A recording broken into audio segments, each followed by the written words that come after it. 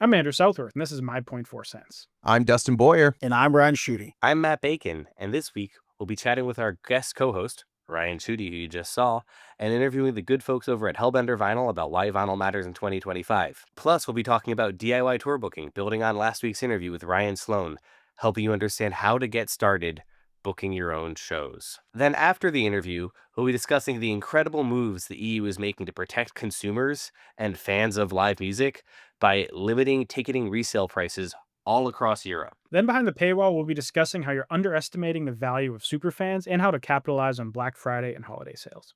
This week, we're excited to announce that things are changing. We have bills to pay. So about half of our content is going behind the paywall for $5 a month. And you can get the full interviews and 2 or 3 extra segments each week from us where we discuss what our members vote on, what we think is really interesting. It's a lot of value for not a lot of money, and it really helps us keep this thing going. Right now, memberships are live on YouTube and Apple. We'd really appreciate you supporting us there. This week, our members will get the full interview. So this week, Jesse couldn't make it, but I'm in LA and I wanted to invite one of my best friends, Ryan Schutte, who's a booking agent over at Forthright Booking and does day-to-day management over at Powerline Management, working with a whole bunch of exciting acts like The Haunt, one of my favorite bands in the world, Sadness, another one of my favorite bands in the world, Crippling Alcoholism. Oh, wait, hold on. That's a band? Yeah, they're great. Holy shit, that's an amazing band name. It's an amazing band name. I was going to say, if Jesse were here, he'd be making so many jokes about something about Matt's, I don't know, musical taste. I feel like every week Jesse makes fun of you in some way, Matt, for bands. Well, I believe it's because I am the incel culture correspondent. But Ryan and I have known each other for a long time through kind of the punk scene, and we've worked together on a bunch of projects over the years. One of my really good guys. And what we wanted to talk about last week, Dustin, you interviewed Ryan Sloan, who's an agent. And I think a lot of people were curious about how it's great that I have to build up an audience to get an agent, but how do I build up the live audience so agents are actually biting? Yeah, and just to clarify, I've seen all your comments. I see what you guys are saying, and there's a validity in asking the question of, if I don't have an agent, how do I build my ticket numbers to a point where an agent is interested? It's a chicken and egg thing. And the real answer to that question is book your own shows. But I think for so many artists who are already juggling how to be digital marketers, it's just another thing to have to learn and figure out how to do. So Ryan, extremely interested to get your take on it. If I'm an artist and I'm like, I've never booked a show in my life, where do I begin? Oh, man. Well, I mean, it's the easiest point is just your local scene, going to other people's shows. And I'm not talking about the big shows. I'm talking about the small DIY shows that other bands are putting on. Having conversations with those bands and conversations with the promoters and the venues is the best place to start. And, I really feel strongly that it's important for bands to build locally and then expand into regional before they're at a point where having an agent really makes sense. Even if a band catches a lot of hype out of nowhere, which does happen from time to time. If they jump straight into a situation where they have an agent, they're not going to be able to take full advantage of the opportunities that the agent's putting in front of them because they just don't have the understanding of this entire ecosystem and how all this stuff works.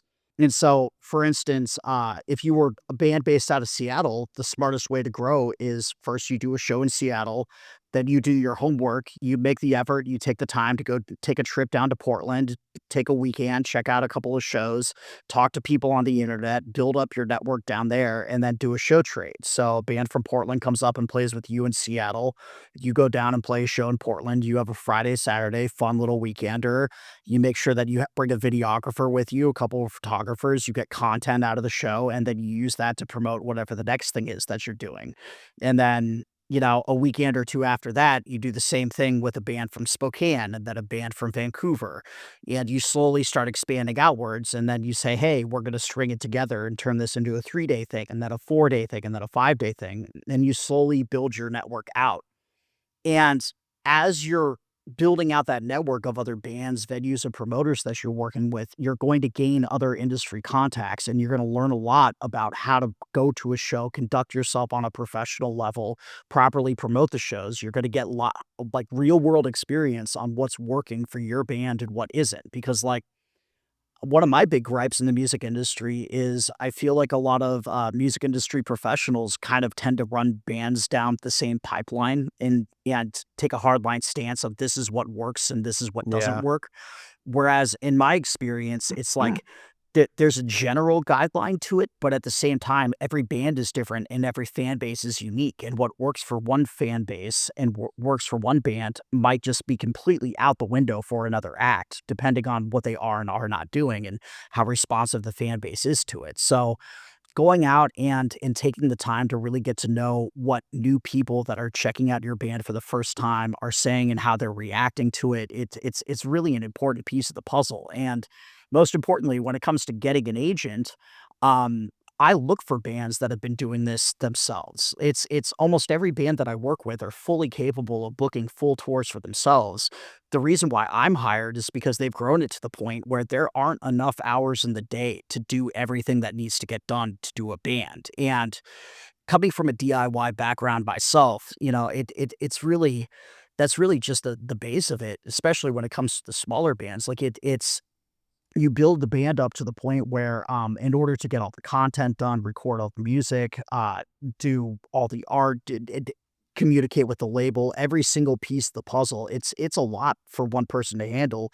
Even if you have a band of 5 people, it's still a lot. And all that time spent on the marketing and the promotion and all the rest of it, that's time that could be spent on the art and the music. And so the game. Spending time on the art? What is Yeah. that? Yeah, right. Nerd. Well, it's and so the more that a band can create art and music, the further they're gonna move Yeah. because it means that their output's gonna be a lot more accelerated. So, I know I'm kinda meandering around the point a little bit, but I mean, if you really want to get those first couple of shows and start getting your band off the ground, you know, go make some friends, leave your freaking basement, talk to people online. It's build out a network and a community. I just want to add real quick to Ryan's point, which I think was very articulate. If you're not in a band and you're a solo artist, 99% of what we're talking about with this is the same. Ryan like mostly works with bands. I know some people always ask that question. It's the same shit. Yeah, absolutely, 100%. And if you're a solo artist, it's everything that I'm saying doubly applies because there's no one else taking that workload. I also feel like it's really important for, young bands, young musicians and artists to understand how an agent does what they do because that helps you understand why agents aren't getting back to you. So I get paid off of a percentage. I keep what I kill. If I'm not booking solid bands that have a draw, that know how to promote, that understand how to conduct themselves professionally and really get how touring is supposed to work, I can't make a living. And so I'm not very incentivized to take on bands that are only worth 50 to $100 a night and a bunch of door deals because it means that I have to put all this additional time into it for not a lot of return. And that's time that I could be putting into other acts that are ready for an agent. And so that kind of circles back around, and I get this question all the time. It's like, well, what if we just pay you a flat rate? What if we just pay you per show? What if we pay you per tour? And in my opinion, and I know this is a bit of a big mixed bag in the booking community, but in my opinion, I feel like that kind of behavior is fairly predatory. There's a reason why agents and managers get paid a percentage of what they do, and it's because we keep what we kill and we're good at what we do, and we believe in the acts that we're working with, and we know that we can get them paid. And if a band is just paying an agent or a manager a flat rate to go out and book shows and tours or get opportunities for them, you get into scenarios where, the band's just going broke because they can't afford to cover all the costs of going out on the road. So yeah, I think realistically, until you get your band to the point where you're doing at least 1/4 of the monthly listeners that Home Depot has on Spotify, you're really not at a point where you should be working with an agent. I see Andrew going to I look it up right now. Yeah. Does Home Depot have a Spotify? Holy crap. Yep. They do have a Spotify. yeah.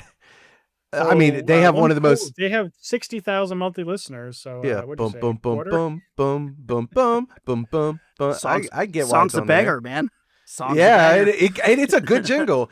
So Yeah, man. you, before we jumped on here, you mentioned briefly about artists that move to agents too quickly and sort of the pitfalls and dangers of that. What have you seen when artists get picked up a little too early? They just don't understand the vernacular.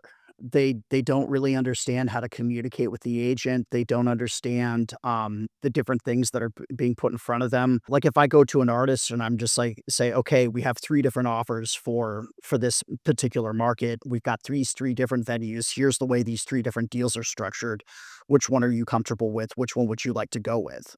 And an artist that's a seasoned veteran, they're going to go, oh yeah, we want to play this venue with this promoter and we want this deal because they've already played that city before. They've already worked with these promoters before. They already know what they bring to the table. And more importantly than that, they understand how the deals are structured.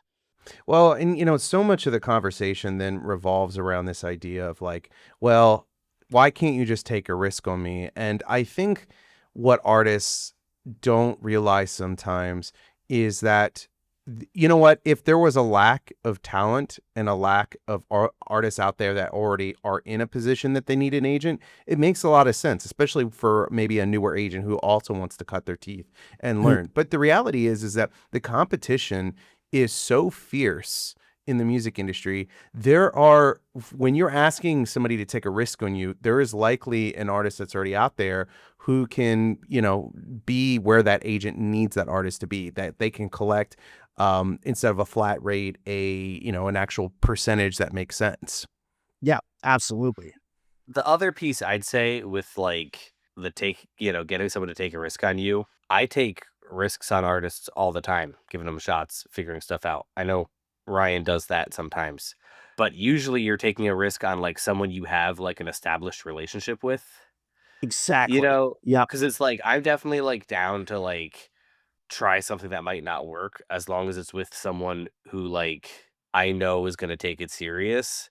But when it's like a stranger hitting me in the DMs, like, will you manage my band? I have 200 Instagram followers. And I'm like, well, I don't even really, I do that for one band.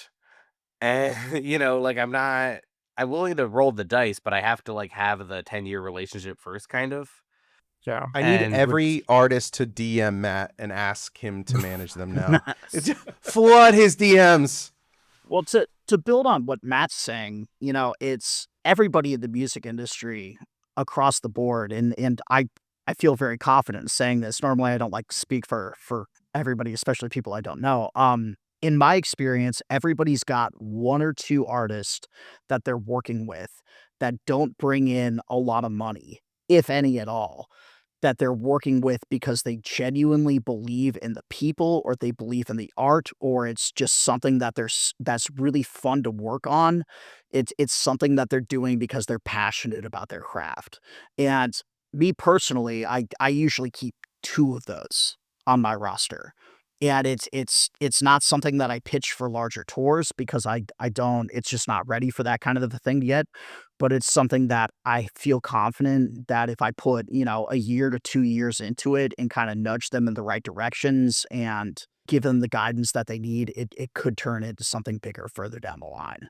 I'm sure all 3 of you, I saw all of you nod when I mentioned that. I'm sure immediately 1 or 2 acts popped into your heads where you're just like, yeah, it's, this thing isn't making me any cash, but I really like being around these people. Yeah, it's fulfilling in a way that you like these people, you like the art, and let's be real, like none of us got into this for the money. So if I'm going to take a hit, I'm okay with that if I feel like I'm supporting something I believe in. I mean, you could speak for yourself. I was downstairs in my basement when I was like 13 years old, just like, man, I can't wait to make some spreadsheets, dog.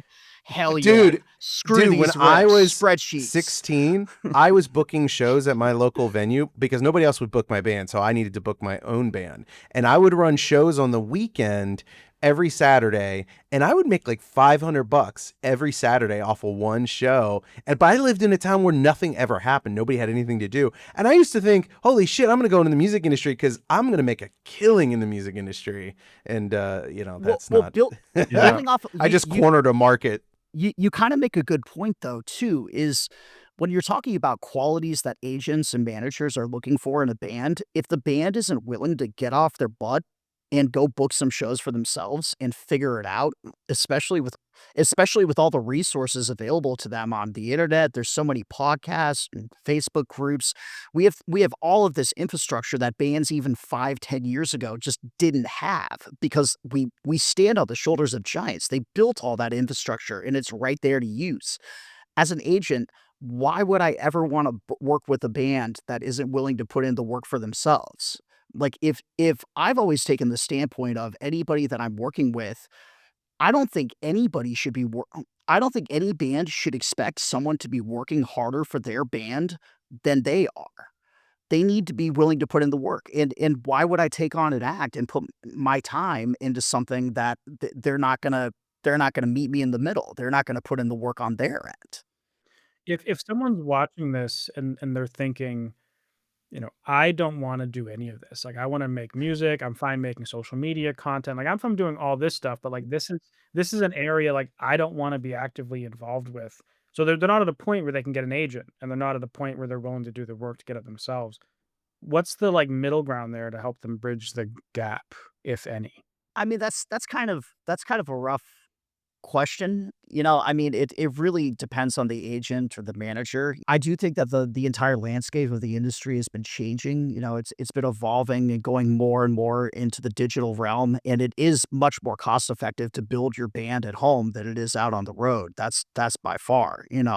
That's just the raw truth of it. And that's not just for small bands that are just starting out. That's even for huge acts. But I don't know, man. Like, if you're gonna build it at home and you just don't wanna go out and do the work and you wanna build it to the point where it's ready for a team right out the gate, you still gotta be putting an incredible amount of effort into it. And, I mean, maybe I misspoke a little bit, and, if I'm and it's not necessarily just, like, going out and taking the time to book shows for yourself. It's like, if you're capable of generating consistent content and really cranking out content and material, and you don't wanna do the live thing because that's just not what you do, more power to you. But that same amount of effort that would be going into playing the shows and doing all the networking in person, that effort needs to be put into the digital side of things. That effort needs to be going in a lot.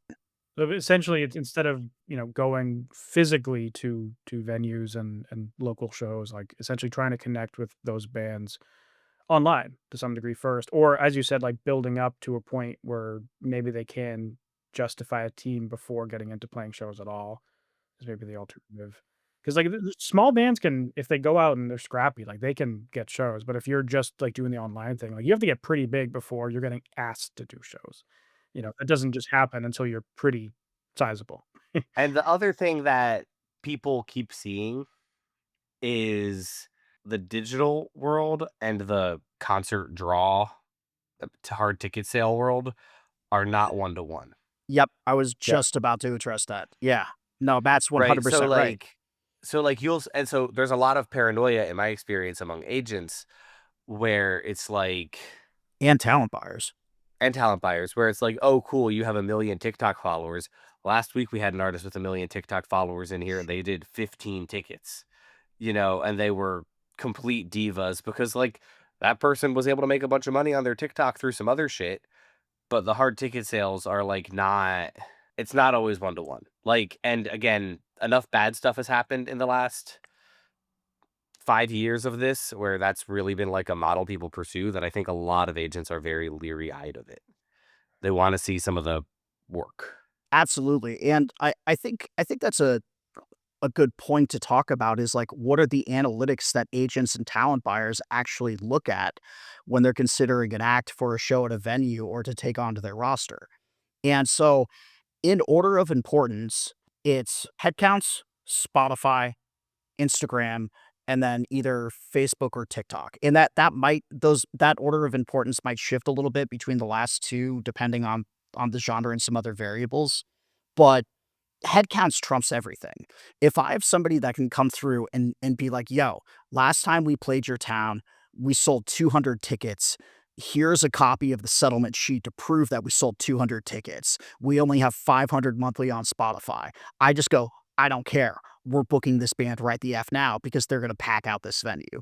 If I have somebody come to me and they've never played the venue before, they've never played the town before, if it's whether it's an agent or whoever, if I have that kind of a scenario and it's just like they've got a million on TikTok, but like the monthlies on Spotify aren't that great, there's no tour history here. It's like, sure, door deal. Let's see what you can do. But I'm not going to allow myself to get hosed on it, you know? So I think the big broader thing, that point that I wanted to bring up, that I feel like it's important to especially young artists or young bands to know, is that this is all a very large ecosystem, and everything here is just interconnected on a level that it's really difficult to wrap your head on. I still feel like I'm still discovering new connections between all the different data points, and between playing shows and the networking and the digital world, and how it all works together. And it's the decisions that you make on one side of things in terms of your record release, how you're building your local community. Those decisions affect your ability to get an agent or a manager, and the agent or manager that you're working with, those decisions affect your Spotify numbers and your numbers on DSPs, and the numbers on the DSPs affect your social media numbers, and it's all just very interconnected. And so I think one of the most important things that you can do as a young artist or a young band is try to be aware of that hyper interconnectivity throughout the entire industry, and how growing and building one thing that is a weak point will help strengthen the entire rest of the thing, which will feed back into getting better shows and getting more offers from other professionals in the industry. There's one band I work with that's really good in their own market, but they don't really venture very far away. And the strategy that they took was like, let's look at all our digital numbers to try to figure out like next year where should we try to go. And what we did is we went to their Instagram, their Facebook, their Spotify, their Apple Music, and their Shopify store. We exported all the sales numbers and stream counts and stuff, and then we basically got like the top 50 in each whatever for cities for each platform. And then the ones that were the number one, we put like not the ones at number one, the ones that were common between all of them, we flagged as green to be like, well, if this market's really good on Spotify and Instagram and Facebook, like, that's probably a good sign that it's not just like a fluke in that platform. You actually have a fan base there. But we kind of weighed the Shopify numbers the most because that's the thing that people took their wallets out for. Yeah, they're investing in the band. They believe And in we it. noticed that like they get a shocking number of orders in these two cities in Australia, and the shipping is insane too. So like customers are willing to take out money. So now it's like, okay, how can we justify going to frickin' Australia? Right. But like that was our approach at least, to try to like guess at least what should you look at next year in terms of where to play. No, I think that's brilliant, and I think that that's something that any artist can do. It's not that hard to look into your back end analytics and figure that out. And that kind of goes that kind of goes back to, a major key point. It's like music industry 101. Make data driven decisions as much as you can. Don't just shoot from the hip. You don't have to. Back in the 1970s and 1980s, we didn't have all this infrastructure available to us, but now we do. So use it. Well, and I'm a big fan of direct marketing in the sense of SMS, of like email. I really feel like when an artist starts looking at their data and they say, "Oh, I have like, a ton of listeners in this city." I think the conclusion to that isn't, well, like, we should go play that city. The conclusion is we should try to connect with those people directly and see if they're actually interested or if they're just passive listeners. Because I've always had a lot of success with artists where they're just digital. They've never really toured. They've never put in the work. And I go, all right, let's just run ads in your tertiary markets. Kind of, I call it the concentric circle model, what you mentioned, although it's much easier in the East Coast where things are a little closer together than out in Seattle. Man, it's a nightmare touring out there. Oh yeah, absolutely. But the idea that you take these markets around you, you see who's listening, you retarget them, you get them to sign up for email, SMS. And if you have 500 people in Seattle that you can just email and say, hey, we're playing a 75 cap room, and you sell that out, that to me, it's an easy way to skip the rungs in the ladder of all that work if you've built digitally. But you can't just rely on the streaming data. Like Shopify data is great too, but you got to communicate with them. Like you got to literally sell them the ticket. Right, right, absolutely. And I mean, I don't really view that as skipping the work. I view that as putting in It's the just a work in different type of work. yeah, it's a different type of Yeah. work. You're putting in work in other areas of the industry. And that's what I was talking about, just like the interconnectivity of the whole thing. I mean, I think I'm a huge proponent of building your fan base before you hit the road and taking the time. Like if as soon as I send routing over to bands that I'm working with and I'm just like, hey, we're going to start working on this tour. The tour is going to happen in 6 to 8 months, whatever it is. And it doesn't matter if I'm booking a headliner or a co-headliner or if they're going out for a support. The very next conversation after we get the routing is, how are we going to build our fan base in each one of these individual markets to make sure that there are people for you to play in front of when you get there? And it's the different recommendations that I use to people. It's everything from going through Matt for targeted advertising to for just general ads, not trying to sell tickets and make money off of the fan base, but just to drive traffic to Instagram, DSPs, whatever it is to build up interest, or sending out an email blast like you were suggesting, going through and connecting with the fan base on local groups. There's so many different ways that you can go about building that fan base long before the tour starts. And the example that I always use to bands is just like, okay, when was the last time you were sitting on the can, scrolling through Instagram, and you saw an ad for a band that you've never heard of before, and they're playing in your town, and you clicked the ad and bought tickets? That doesn't happen. So, okay, when was the last time you were sitting on the can scrolling through Instagram and you saw an ad for a band and you thought it just looks like something cool that you would vibe with? And then a month later, you saw another ad and Yep. realized, oh, this band is playing in my town. You're buying that ticket instantly every single time. And it's the A way that hundred I percent. yeah, and the way that I look at it is I look at the creative community as it's like a bank. And if all you're trying to do is make withdrawals from the bank all the time, nonstop, there's going to be nothing left in the tank. You need to make deposits into the bank more than you're making withdrawals. And so if you're putting solid content out, if you're putting solid content out and you're really engaging with your fan base and really engaging with your community, then when it's and putting those deposits into the creative bank, when it's time to make a withdrawal in the terms of in the form of asking people for money for merch, or when you're doing a merch drop or asking people to purchase a ticket, they're going to be a lot more willing to do it because you've put more deposits in than you have taken out of it. You're contributing more than you're trying to take away from it. And in my experience, the bands that are the most willing to contribute and give back to the community and really invest in the community in a non-financial manner, those are the bands that are able to take out the most withdrawals out of the creative bank, if that kind of makes sense. Every time I've run ads to promote a show, it's like the success rate is directly proportional to how much of a retargeting audience we have.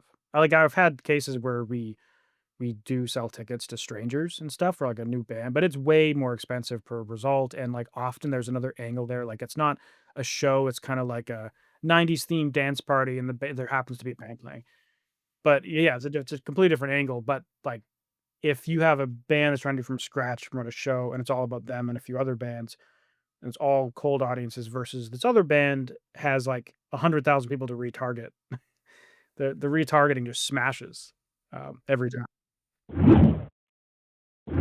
Hi, so I'm here with my good friend Jeff Betton of Hellbender Vinyl. How are you today, Jeff? I'm great, man. Thanks for having me, man. So, what's the backstory? How does one get to starting a vinyl plant in 2022, 2023 when you formed?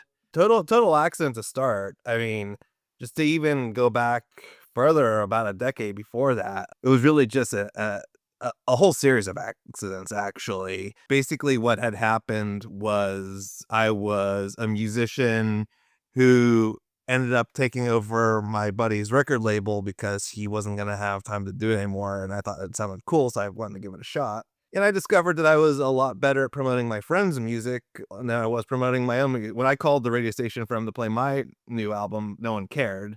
But as soon as I was Jeff from Wild Chemist Records, asking them to play my buddy's new record, they're like, "Yes, sir, right away, sir." So it kind of clicked in my brain. I was like, "Oh, cool, but I should run with this because I'm enjoying it. It's something I'm passionate about. I'm helping people. So great, why not?" And so going down the path of the record label in the 2010s really led me to see that there was something wrong really with vinyl production. It was fine at first. It was easy at first, but then it was taking longer and longer to get my records at the label. And so finally I had a meeting with the mayor's office here in Pittsburgh, and they kind of challenged me to, think real big, blue sky. We could help you. Like, the sky is the limit. What can we challenge you to do? And I said, well, you guys might not notice, but there's, the music industry is dealing with this thing right now where lots of people want to get vinyl records made, but there weren't enough plants to keep up with the demand. So it got to the point where you're waiting a year to get your record made. And so I said, well, the world needs more vinyl plants. Pittsburgh could get in on this. Why don't we do this? And, fortunately, just shortly thereafter, my friend and a guy who is on my record label, Matt Dowling, hit me up because he's an entrepreneur himself. And he said, hey, like, I heard you talking about this. Do you want to, how would you feel about us going in on it together? And I said, that sounds great with me. And so, 22 to 23, it took such a long time because we had to find the space. We had to bring the equipment in, we had to train a staff. It was a pretty serious undertaking.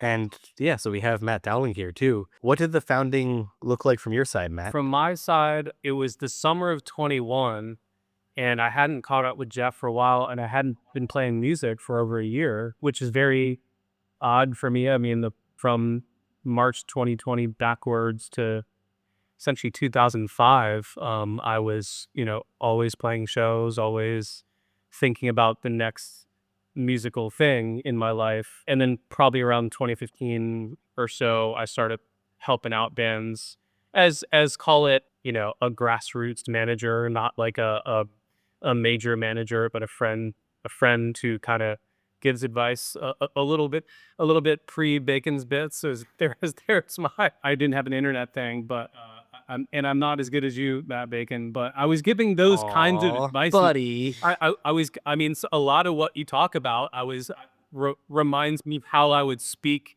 to bands and sit down with my friends who were asking me, how do we get more mileage out of our DIY release so a label won't sign us? What do we do? That's like stuff I would do. And, but I was still playing, then everything stopped. I had started a medical device company many years prior to COVID. And oddly, during COVID was like a major milestone for that company that changed things there to make me feel like I'd achieved this big thing I was going after for so long. It many times thought maybe couldn't happen, that it happened. There was commercial success. And then I started feeling oddly a little bored for the first time in a really long time and felt like I could take on something new. By happenstance, talked to Jeff because I had bands that I was managing, or let's say, being a manager friend to, who couldn't get vinyl. And I said, hey, Jeff, did you ever start that vinyl plant? Because that was the last thing I heard in the last conversation I had with him. Had no intention whatsoever of starting the vinyl plant. And then, he mentioned, got a few people together.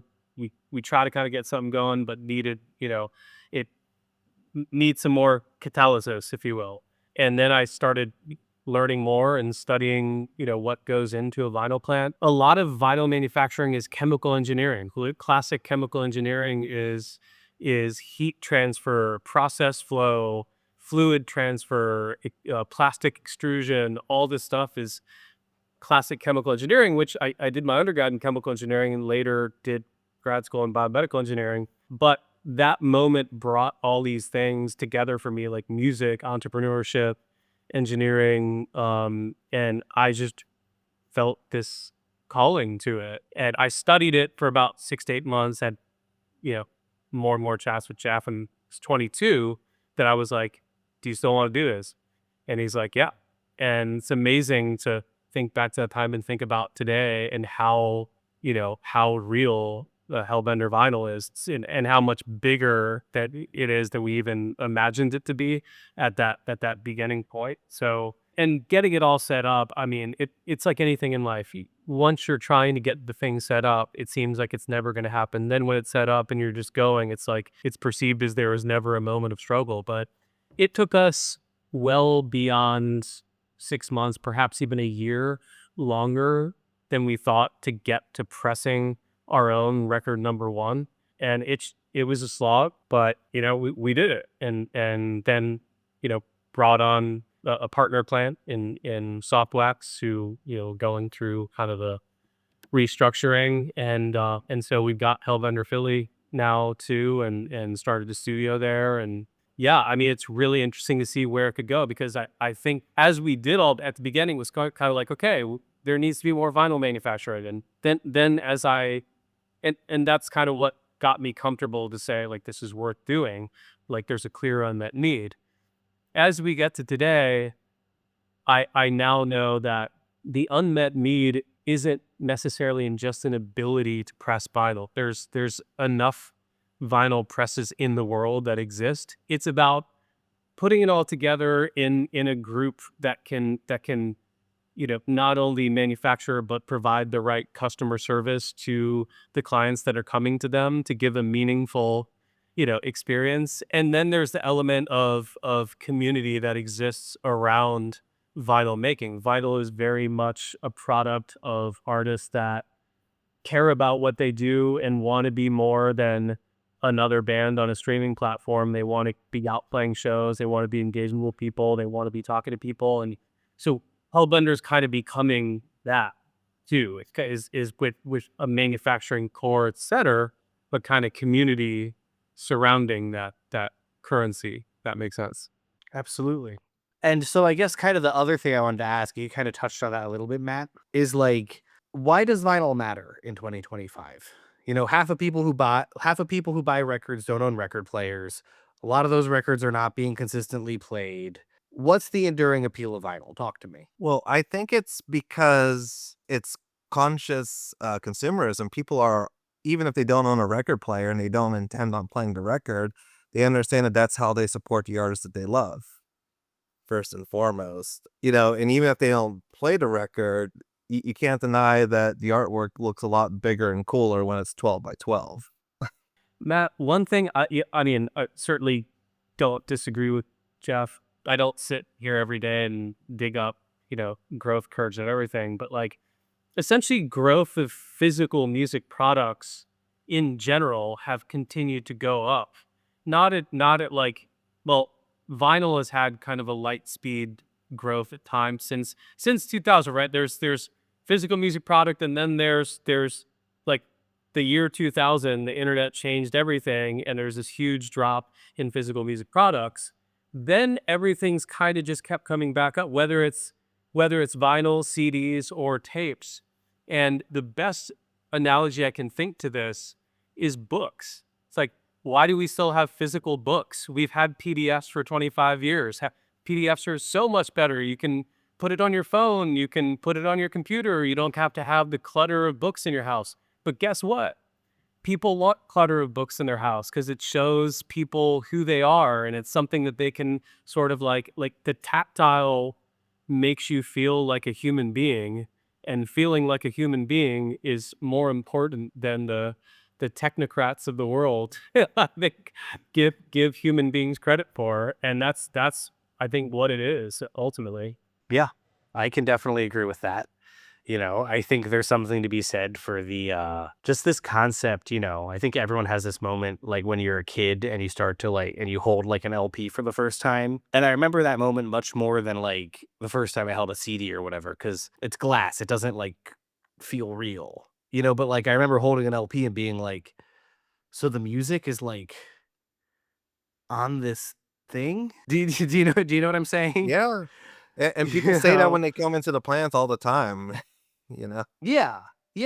But like, I think that a lot of people yeah. have that sort of Sure. No, I watershed agree. moment with an LP. Yeah. Well, and the funny thing too, and this is for your listeners and viewers, this is something I tell people all the time. I blow their minds with. This is a science experiment you can do in your house if you have a turntable.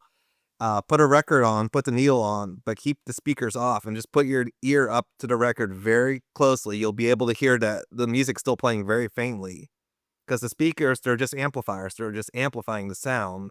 But the music really is on that record, like you're saying. The physics of how it actually works, it's kind of the same mechanics as a music box. The needle hitting the grooves at a certain speed replicates the sound. But yeah, you don't need turn the speakers off. Turn them all the way off. You don't even have to turn them super down low. Like, you can turn the speakers off. You can unplug the speakers, and you'll still be able to hear your record playing. You have to put your ear up to it. It'll be very faint, but it's there. So it really is in the grooves. That's just like destroyed my brain. Holy shit. I think there's also like with the physical, and I didn't really make the point about books, but book sales keep going up over time, right? And why does that make sense? And it's that I think people need the tactile, and there's something about, you made me think about this, Matt, in it, seeing a CD or opening a CD or a vinyl as a kid and saying, wow, like the music's on there. I think the feeling is not just, wow, the music is on there and that's cool or that's neat or there's technology and science there. I think it's more about like, it's like when you have this physical thing, you can connect with the author in a different way, whether the author of the music, meaning be the record, or your Breppy or whatever, your David Foster Wallace book. You know, you're a little bit closer to David Foster Wallace when you actually can pull the book off the shelf and refer to things. And it's kind of like our reference to the greats that give us like inspiration, like meaningful inspiration to go do things day to day, as opposed to like pulling up another record on Spotify or whatever. It's like, there's a distance, there's a spiritual distance, you know, between you and the artist. Whereas when you have the thing in your hand, there's something, you know, I'm being like whatever, mystical wackadoodle or whatever, but I think there's something really to that. There's a spiritual connectedness when you have the physical product. And just to add a little bit on to Matt's point there, because I completely agree with it. And I can tell you anecdotally, running a record label, I can't tell you the number of musicians who have told me, you know, because nobody cares if they uploaded their album to Spotify and they're on the same streaming platform as, you know, millions of other bands. But I can't tell you the number of artists who have literally told me to my face, we want to get vinyl. And then they said, I never felt like I was a real artist until I saw my band or my name I've on heard this the a center lot. Yeah. label. There's just that gratification as a musician. It puts you like, yeah, like I have a vinyl record, Led Zeppelin and the Rolling Stones have vinyl records. It kind of puts you on that same level to an extent already by the nature of it. No, I totally agree. I've heard that many times. But okay, so I want to talk about what stops artists from getting to that place where you have a vinyl record. You know, what are the economics and what do people not understand about vinyl? Talk to me. Sure. Well, I think a lot of people they get scared by the investment, but then in my opinion, they get scared only because they don't realize you know, the point isn't to take your box of vinyl home and then put it on your shelf and then just look at the pretty vinyl that you made. The goal is to go out and then to sell it to your fans. It's only like, it's not the end step. It's a middle step to procure vinyl. And I think people forget that a lot because we deal with per unit prices a lot. And I talk a lot about that where, you know, if someone's scared of the investment, they're probably just trying to dip their toe in. And they say like, okay, well, give me the fewest possible number of records that you will allow me to buy. And that's actually a mistake because if you do that, you actually won't be able to really make your money back by selling them because, you know, maybe it's going to cost you $20 a record at that point. And, you know, best case scenario, you just break even and you don't lose your money. However, if you're willing to invest in yourself and in your dreams just a little bit further, maybe you get 200-300 records.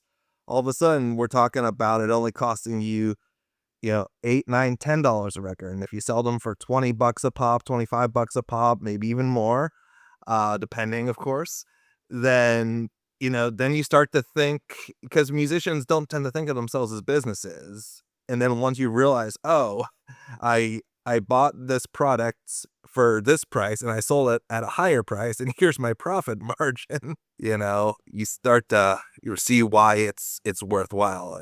And Matt, Yeah. I thought you were gonna jump Yeah, in. I I don't know if you mean, have any. one thing that I certainly didn't realize as a band and a vinyl being in the seat of, oh gosh, I have to pay $2,000 or whatever to have a small run. Basically to get the metal plates that have the sound information on them to smash the plastic down, it's gonna cost approaching $1,000. Just that, right? So that's and it's a weird thing, but that's the big, like, there's this non-recurring cost, if you will, that a lot of bands aren't really going to think about or care about.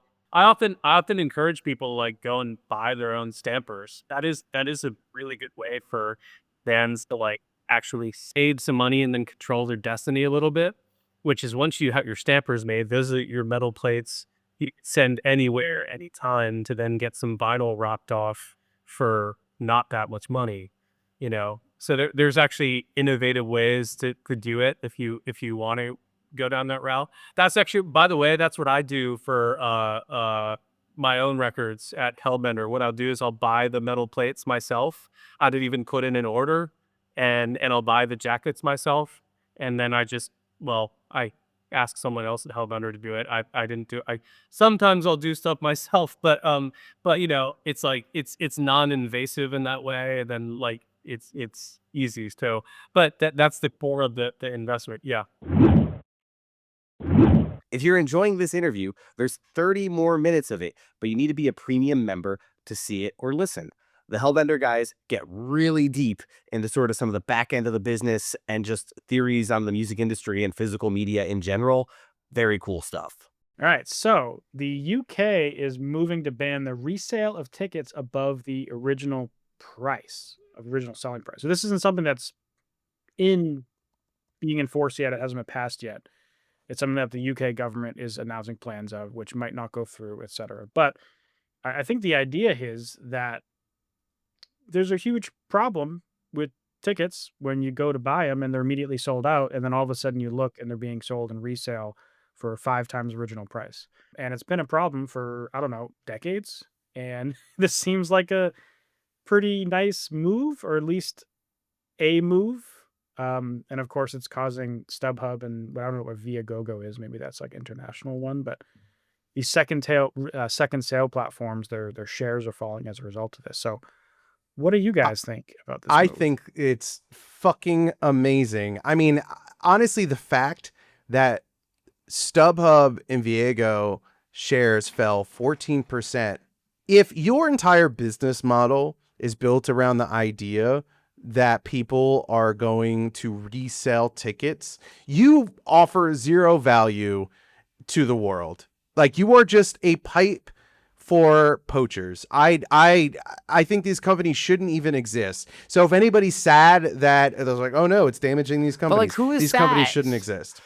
But like, Presumably the people who own this company, right? They're Yeah, but public other companies. than that, like there's no just like, oh boy, I'll buy it on a ticket reseller. Like, Yeah. It's know, consumer protection. And Yeah. you'll never see this in the United States because the government is too corrupt to give a shit about this. But I love that the pressure has started somewhere. That's really defeated. I hope that it happens in the United States, but it's good to see it happening somewhere.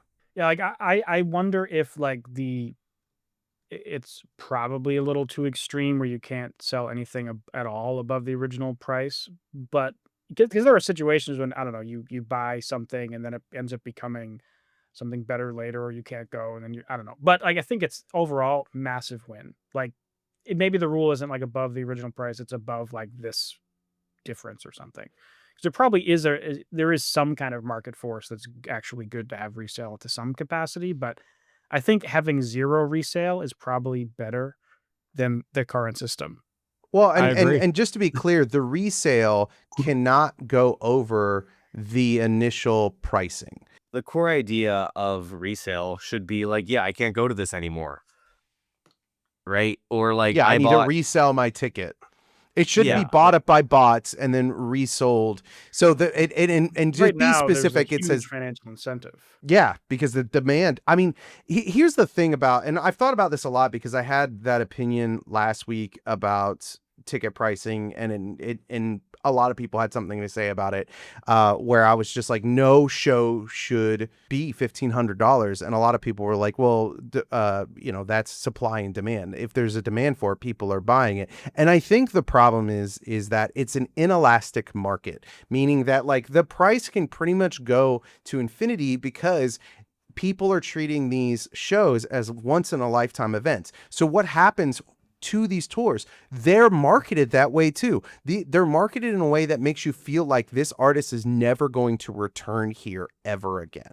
And so it creates this inelastic market that monopolies can take advantage of, and that hurts smaller shows simultaneously. So if you fix this problem of resales, and create it having to be sold at resale value, then you fix all the other things down the line of people being like, oh, now I have enough money to be able to go see my favorite band at a 1,500 cap room or a 500 cap room or a 75 cap room.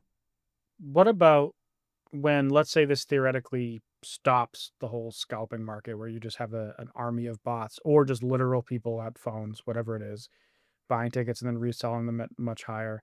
What if it then turns into I don't know, artists, venue promoters, whoever, like just doing it themselves, like artificially kind of restricting back tickets to make it look like it's more sold out so that they can then themselves sell tickets at a higher value I anyways, think and that's then a separate thing that needs to be fixed. We talked about this a few weeks ago on the podcast, right? yeah. And I But like I mentioned ultimately that I know that guy that was like the whoever he was working with on the venue side. They were like, "Oh no, that's actually not the tickets that are available. There's actually way more available. We just don't have them listed to make it seem like the show is more sold out than it is, so we can open some more seats later and sell them at a higher value." That's like what's already happening too. So I guess you're just saying like that's a separate thing there should be potential rules about. Yeah, but at least in that world, the artist and their teams have leverage on the face value, right? Because if you're, I mean, and look, the Ticketmaster, they have leverage to really push these artists. This is the problem, into saying yes to insane ticket pricing. But artists who have that leverage back can now say, hey, this is what it needs to be, and it will stay that way. I do want to ask a question, though, because these platforms are making their own argument on how this law is bad. And I think it's kind of funny. They said ticket resale platforms are warning that the law will drive ticket resales underground, basically making a black market versus like a well-regulated platform. And so they're like, this will make it worse for everybody because tickets will even go higher on the black market. But people aren't in back alleys of London selling tickets to a show. I mean, maybe before the show, right? But I just, it doesn't make any sense to me. I'm sort of curious what you guys think. I think there's probably already stuff like that happening, but it's such a niche that most people aren't Yeah. going to do it. And most like tickets nowadays, they're not physical things anymore. They're like you open up your Ticketmaster app and there's that barcode with the scanning thing, and you can add it to your Apple Wallet or whatever. And that literally, I don't think it's possible for that to be turned into a black market thing That's because such a good it has point. to be that authentic code. I think it's that. I also think that like if it's like gambling where it's like, oh well, this bad thing is gonna happen anyway, might as well monetize it. And it's like, well, maybe we just have more laws about sports gambling so that it's not just like fucking everything. And but like I'm sure but the thing is there's that quote in Star Trek in Deep Space Nine season We're going out of 3 seasons. episode Okay. 24. Jesus Christ, dude. Where like the dad of the captain is like there's never been a test invented that a smart man couldn't fool. It's like, yeah, okay, there's always going to be a way to like get around it, even with like the Ticketmaster code where you have like the thingy going back and forth over your QR code to make sure it's real. I'm sure there's a way around it, but like then you just find technology to fix that. Like I think it's really like reductive and like neo-Malthusian to be like, oh, this is how it is and we're fucked. We can't develop it any further, you know? Which is really the attitude these people have. And it's just like reducing access to art is so lame. I mean, it's the Yep. people. We're talking about $190 million business in scalping. Like, that is how much money is just going to the pockets of people who are literally just getting between the venue or the artist and the buyer. And so any system where you're just a pipe, a useless pipe, that's $190 million, you're going to have people coming out of the woodworks being like, oh, this is just impossible. There's never going to be a solution, right? And so let's at least regulate the trauma. And it's this triage that is not necessary. It seems like, if anything, this would just take these platforms back to what they were originally supposed to be, which is, hey, I got some tickets to something and I can't go, or whatever. I bought an extra one and I want to resell it and maybe make a little bit of money or something. Like, back in the day when these platforms started, they weren't this massive economic machine that they are now. Like, there shouldn't be a business incentive for doing this. They should be like, hey, I have an extra ticket, you know? And so it seems crazy that that's even their argument. But I guess they're trying to argue the prohibition thing, right? They're like, well, we tried to ban alcohol in the United States and that turned into a black market and mafias and all these horrible things. So now we allow alcohol and it solved the problem. We just regulate it. And that's kind of what their argument is. But Yeah, but then regulate it. Like, why are some of these prices so insane? And man, I've got a story where I wanted to go see Say Anything at the Ryman, and this is where it gets bad when you allow this stuff to happen. Where I Googled Say Anything Ryman, and like an idiot, I clicked on the first link because I was busy and I was like on the road, and I was like, oh, I'm just gonna buy tickets. I went to this company who made their website look like the Ryman. I bought the tickets, but what I really bought was a promise from that company, that ticketing company, that if one became available at the price range I bought it at, which was already like 4 times the cost, and I was an idiot for not paying attention and doing this, they'll give me that ticket. And they get up to a week before the show to provide that ticket. And so it was 6 months out, and I was like, when I realized my mistake, I immediately started trying to get my money back. It was too late. They had it. They were like, let us get you the ticket, whatever. A week out from the show, I literally had a thing on my phone where I was counting it down. And then when it went over, I emailed them and I said, you ran out of time. Give me my money back. And they were just like, no, we'll find you a ticket. And so literally 3 hours before the doors, they emailed me and they said, we got your ticket. Here it is. And I'm like, this is insane that this is legal. I couldn't go, of course, right? Because I was thinking they didn't give me my ticket. They got my money. I got scammed. It's over. They got me the ticket because legally they were still required to. But that's how much the law is regulated to screw people over. At that point, get rid of resales. It's helping nobody to allow that to happen. I'm obviously a little pissed about that's not this. even a resale at that point. That's a pre-sale.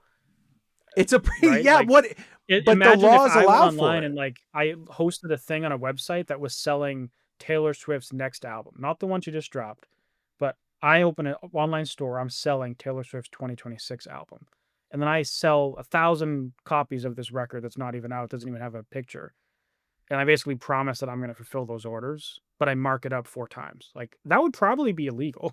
That Right? is illegal, but for tickets, it's not. Yeah. And that's what's aggravating. I know an artist that only runs Google ads on his tours.